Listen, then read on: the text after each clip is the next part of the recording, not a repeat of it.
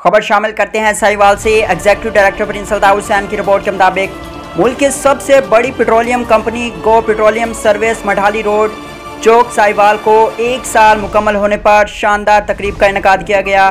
जैन लियाकत के बच्चों ने इस खुशी के मौके पर केक काटा।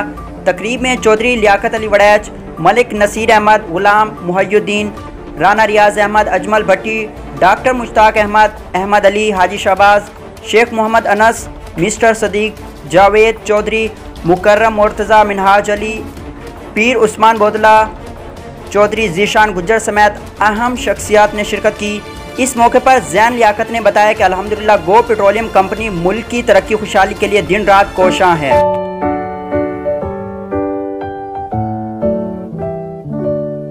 Happy birthday to you, happy birthday to you, happy birthday, happy birthday, happy birthday to you.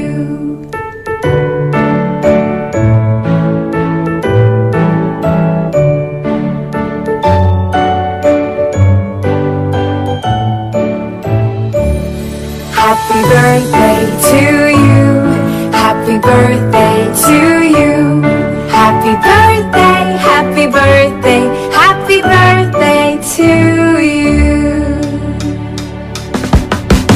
Happy birthday to you, happy birthday to you, happy birthday, happy birthday, happy birthday to you.